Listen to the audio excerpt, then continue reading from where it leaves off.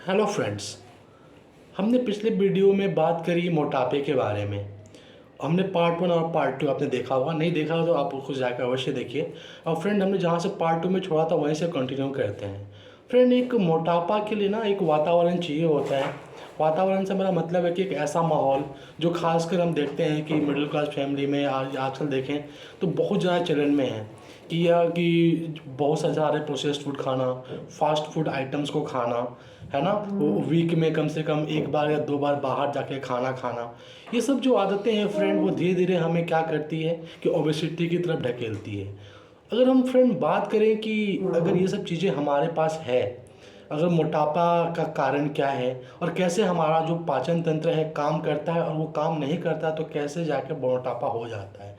तो फ्रेंड अगर हम बात करें कि हमारा जो गट हेल्थ है, गट मतलब हमारा जो डाइजेस्टिव सिस्टम है, हमारा पेट है, हमारा लीवर, इंटेस्टाइन, ये सब कैसे काम करता है फ्रेंड। तो बात करें फ्रेंड, इन सब में हमारे बॉडी में प्रेजेंट होते हैं माइक्रोबीम्स प्रेजेंट होते हैं, जो कि हम आप बैक्टीरिया कह लीजिए। क्या आप जानते हैं हमारे शरीर में कितने बैक्टीरिया हैं फ्रेंड?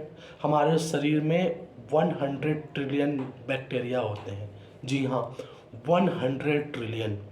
आप समझ सकते हैं कि कितनी ज़्यादा है। क्या ये हमारे लिए सब हानिकारक होते हैं? जी नहीं फ्रेंड। इसमें जो 85% जो बैक्टीरिया होते हैं फ्रेंड, वो हमारे लिए अच्छे बैक्टीरिया होते हैं, जिन्हें हम गुड बैक्टीरिया कह सकते हैं, जो हमारे पाचन तंत्र को बहुत हेल्प करते हैं, हमारे शरीर को बहुत ज़बरदस्त तरीके से फ़ायदा पहुंचाते हैं। और 15% जो वो बैक्टीरिया होते हैं जो कि हार्मफुल बैक्टीरिया होते हैं। तो आप अब देखोगे कि जो ये गुड बैक्टीरिया है और ये बैड बैक्टीरिया, इनका बैलेंस मेंटेन रहना बहुत ज़रूरी है। अगर इनका बैलेंस मेंटेन नहीं रहा फ्रेंड, तो हमारे शरीर पर ऐसा कैसा प्रभाव पड़ता है ये हम देखेंगे। क्या आप जानते हैं कि जो कुछ कुछ जो हमारा बॉडी का कुछ कुछ जो काम है, जो हमारे ऑर्गन्स करते हैं, वो उस पर हमारा कंट्रोल नहीं है। जैसे हमारा हार्ट, जो हार्ट बीट करता है, हम उसे चाह के भी रोक नहीं सकते फ्रेंड, है ना। हार्ट बीट, ये लंग्स जो काम करता है, इसके अलावा जो हमारा डाइजेशन सिस्टम है, और जब हम सो भी जाते हैं तो हमारा बॉडी काम कर रहा होता है। तो आपने देखा कि फ्रेंड ये हमारे कंट्रोल में नहीं है, उसे कंट्रोल करता है हमारा सबकॉन्शियस माइंड।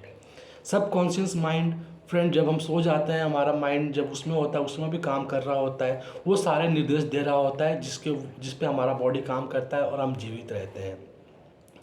तो आप देखोगे कि ये जो ब्रेन है, तो ये ब्रेन काम कैसे करता है। जो ब्रेन्स को फ्रेंड पूरा बॉडी, सारे ऑर्गेन्स सब सिग्नल भेजते हैं, और ये सिग्नल भेजने का काम जो है ना वो हार्मोन्स के थ्रू होता है। हार्मोन्स जब ब्लड में बढ़ता है, घटता है, तो ये सारा उस सिग्नल्स के बिहाफ पे होता है, जो सिग्नल्स ब्रेन तक पहुंच रहे होते हैं। जब ब्रेन तक सब सही सिग्नल पहुंचता है तो ब्रेन उस पर एक्शन लेता है, निर्देश देता है बॉडी सिस्टम को, और हमारा बॉडी काम करता है। तो अगर हम बात करें कि कैसे, हमें कैसे पता चलेगा कि हमारा जो गट हेल्थ है वो सही है कि नहीं। जब भी फ्रेंड हमें इनडाइजेशन होती है, जब हमारा बॉडी सही से चीज़ों को डाइजेस्ट नहीं कर पाता, कॉन्स्टिपेशन की समस्या हो यानी कब्ज की समस्या हो, गैस की समस्या हो, ऐसा ना सीने में जलन हो रहा हो, तो ये सब फ्रेंड इंडिकेशन है कि हमारा गट हेल्थ सही नहीं है। और हमारा गट हेल्थ सही नहीं होने का मतलब है फ्रेंड, हमारे जो बॉडी में बैक्टीरिया प्रेजेंट है, यानी गुड बैक्टीरिया, है ना, गुड बैक्टीरिया जो प्रेजेंट है उनकी संख्या घट गई है, और बैड बैक्टीरिया की संख्या जो कि लगभग 15% होना चाहिए वो उससे बढ़ गई है। तो आपको बताऊं कि ये गुड बैक्टीरिया और बैड बैक्टीरिया काम कैसे करते हैं। जो हमारे शरीर में जो आंत होता है, क्या आपको पता है उसकी लंबाई एक टेनिस कोर्ट के बराबर हो सकती है फ्रेंड, समझ रहे हैं ना, टेनिस कोर्ट के बराबर। और वो हमारे अंदर है, और उस पर क्या होता है, जो टेनिस कोर्ट का जो सरफेस आप मान लीजिए, जो सरफेस होता है, उसी तरह उस पर क्या होता है कि जो ये आपने बताया था कि 100 ट्रिलियन जो बैक्टीरिया होता है उस पर फ्रेंड, उस पर बिछे होते हैं, उस पर हर जगह होते हैं, हर जगह मौजूद होते हैं।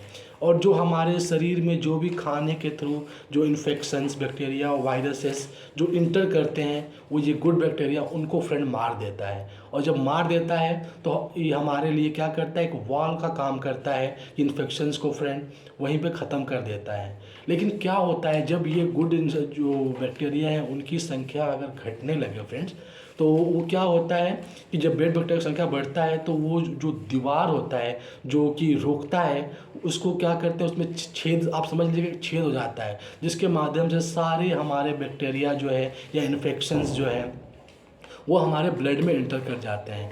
और जब वो ब्लड में इंटर करते हैं फ्रेंड्स, तो क्या होता है, जब भी ब्लड में इंटर हो करते हैं तो जो ब्लड में हमारे जो प्रतिरोधक सेल्स होते हैं जो कि हमारे बॉडी को स्वस्थ रखने का काम करता है, जो आप सिक्योरिटी गेट की तरह समझिए, जो सिक्योरिटी गार्ड्स हैं हमारे बॉडी का, जो हमारा इम्यून सिस्टम है, वो इन सब बैक्टीरिया और वायरसेस से लड़ता है, इन्फेक्शन से लड़ता है और उनको मार देता है फ्रेंड।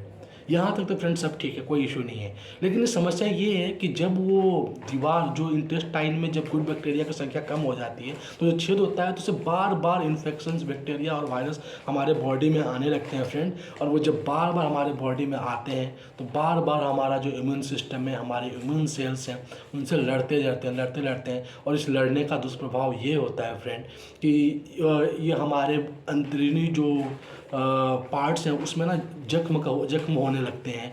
और उससे क्या होता है कि हमारे पूरे बॉडी में सूजन आने लगती है, चाहे हमारा लीवर हो, हमारा हार्ट हो, हमारा लंग्स हो, हमारे हर पार्ट में क्या होता है फ्रेंड, वो जो है उससे सूजन होने लगता है, जिसकी वजह से हमारा पूरा जो बॉडी का बैलेंस है ख़राब हो जाता है। और ये जब ख़राब होता है फ्रेंड तो इसकी वजह से बहुत सारी बीमारियां होती हैं, चाहे वो डायबिटीज़ हो, शुगर हो, हार्ट अटैक जैसी समस्याएं हो, लंग्स की समस्याएं हो, बहुत सारी समस्याएं फ्रेंड इसमें हो सकती है और होती रहती है।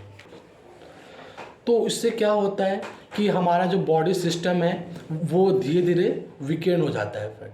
तो अब हम देखा कि मतलब हमारे जो बॉडी है उसमें हमें ऐसे खाने की लेने की बहुत ज़रूरी है जिससे हमारा जो गुड बैक्टीरिया है वो फ्रेंड मेंटेन रहे, उनको अच्छे से खाना मिलता रहे, ताकि वो बेड बैक्टीरिया जो है वो बढ़ ना पाए। और जो बेड बैक्टीरिया का जो फ्रेंड खाना है, स्ट्रेस है ना, वो हम खाना वैसा खाना खा लेते हैं जो जल्दी पचता नहीं है। हम रिफाइंड चीज़ों को खाते हैं, प्रोसेस्ड फूड खाते हैं, फास्ट फूड खाते हैं, ये सब बैड बैक्टीरिया का खाना है। और जब भी बैड बैक्टीरिया का खाना मिलता है वो क्या करता है फ्रेंड, सबको लेके बॉडी में स्टोर करने लगता है। और वो जब स्टोर करने लगता है तो वो जब स्टोर करता है तो उसको फैट्स के रूप में स्टोर करने लगता है। और जब वही स्टोर बाद में धीरे धीरे मोटापा का कारण होता है।